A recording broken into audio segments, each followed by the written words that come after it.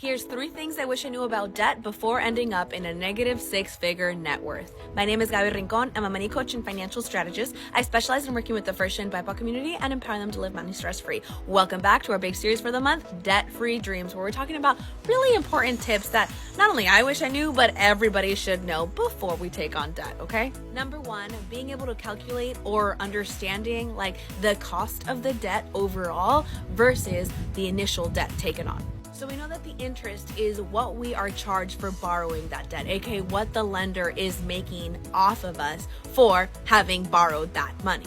And we know that the lower the interest rate, the better. I understood this in theory. I had a general grasp of okay, lower interest equals better, no big deal. But I didn't know how to calculate, what does it look like in reality when I take out a $20,000 student loan at 6% in the long run? How much am I gonna end up paying for that overall? It's about $20,600 paid back over 10 years, by the way. And the coolest part is that you can literally just Google loan payback calculator and you can put that in. But again, did I realize that before? No, that's what I'm telling you now.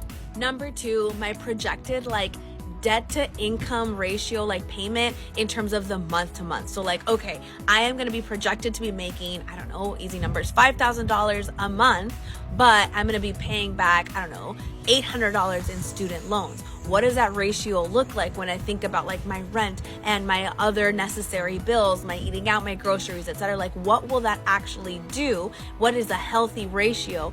Is this okay? Should I actually take this on? I guess to put it more simply, to have had the forethought to map out what my life would have looked like after graduating and starting to work and getting my income. What does that actually look like in my month to month? Can I afford that?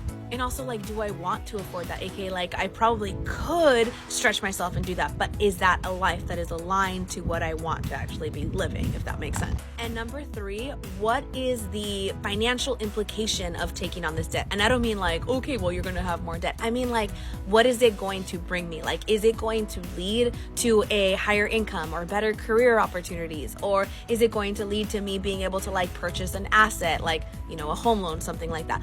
What is the implication of it? How does that, balance in? How does that impact my overall financial health? Because oftentimes with some consumer debt, especially, there kind of was no impact other than unhealthy, other than it kind of made things worse. Does that make sense? It's important to know that I don't necessarily regret all my debt, and I'm not saying that we should be avoiding debt at all costs no matter what, because sometimes we can use debt really intentionally to benefit us. But the overall point that I'm trying to make is that we need to be intentional about it. We need to look at it from all directions and think, okay, how is it going to impact me in the now? How is it going to impact me in the long term? What is it going to cost? What is it going to yield to? Because then we're going to be making the best decision for us. We're going to be making a balanced, effective decisions for us, both in the short term and the long term, ultimately leading to a stronger financial health. As always, for a one-on-one look at your financial picture and strategies to assess whether or not a debt makes sense for you, please book a consultation. I'd love to work with you.